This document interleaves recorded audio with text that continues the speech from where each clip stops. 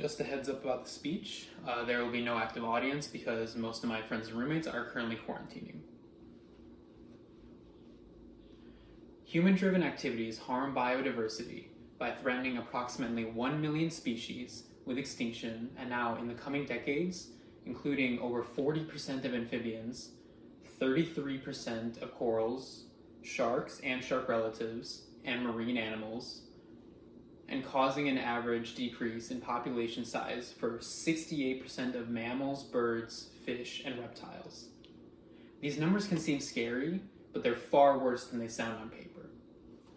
Congress needs to start taking action to slow the progression of climate change and the loss of our biodiversity. One bill that can help us with this is the proposed resolution HRES 69. This resolution calls for the federal government to establish a national biodiversity strategy, which includes a goal of conserving at least 30% of US lands and waters to protect biodiversity and to address climate change by 2030 and other goals necessary to reduce threats to our biodiversity. So why is this bill so important in biodiversity conservation and combating our climate change? Well, as stated before, Resolution HRES 69 is meant to conserve a lot of US lands and waters in an attempt to protect biodiversity. This is important as it's estimated that humans are killing between 10,000 and 100,000 species per year. If human transpired events continue as they are, Earth may well be on its way to a sixth mass extinction, which would devastate not only the planet, but humanity. It may not be common knowledge, but wild habitats for animals also serve as a barrier for us. It prevents emerging infectious diseases from jumping from animals to humans. Previously undisturbed habitats that have been cleared to make way for humans and agriculture, this has brought wild and domestic animals together and helped them to facilitate the jump of diseases to humans. An example of this is the COVID-19 pandemic, possibly, and the Ebola outbreak that happened a couple of years ago. Both are examples of zoonosis, which is an animal disease that can jump from animals to humans, and it was most likely spread to humans from other animals. So the issue at hand is of utmost importance, and there's no other issue that should take precedence over this. The resolution takes some steps in the right direction, and it takes the first measures to slow this catastrophic process.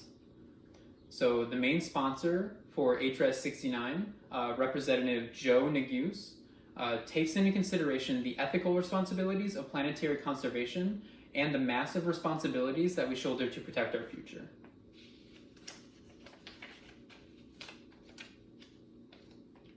So the first line of the resolution states, expressing the need for the federal government to establish national biodiversity strategy for protecting biodiversity for current and future generations. This shows that Neguse and this bill are looking towards the future and towards the betterment of the planet for future generations.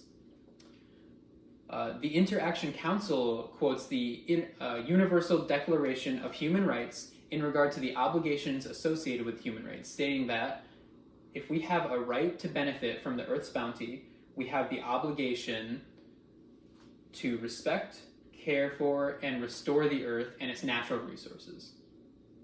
This resolution is going to fulfill this philosophy by means of, one, ensuring the conservation of restoration of the nation's biodiversity, two, securing and restoring the ecosystem services provided by nature for current and future generations, and three, delivering on the United Nations Sustainable Development Goals.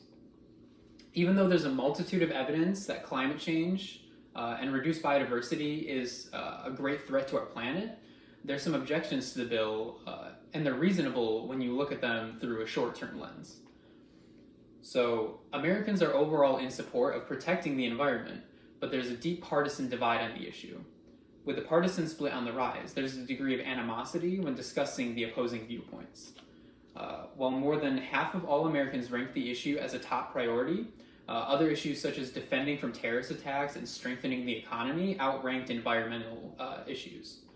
It should also be noted that while 75% of Americans said that they are particularly concerned about helping the environment, only about 20% of Americans claim to live in a way that helps the environment consistently. The argument can be made that the biggest immediate threat to the well-being of Americans is terrorism, war, or economic collapse and destabilization. Some other valid excuses to not focus too heavily on environmental conservation come from AmericanProgress.org, including binding emissions reductions before 2020 are too swift and should not be imposed until the technology to remove carbon dioxide from coal-fired power plant are commercially available. So many reasons can be brought up why not to support the reformation of climate change, but the fact of the matter is that we are killing our planet, and if we don't take immediate action, then we are condemning both ourselves and our descendants. This sentiment is perfectly summed up by a quote from the President of France. He says, "By polluting the oceans, not mitigating CO2 emissions, and by destroying biodiversity, we are killing our planet. And let's face it, there's no planet B." Thank you.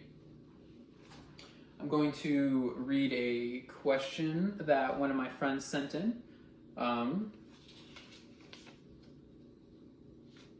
The question that he asked for Q&A was, how do we know that climate change is real? And we know that climate change is real because of the technology that we have. We can observe greenhouse gases. So since about 1950, we've been certain that humans are affecting the environment, and we are about 95% certain that humans have a large impact on the environment, which is the same amount of certainty that scientists have when talking about how cigarette smoke relates to lung cancer.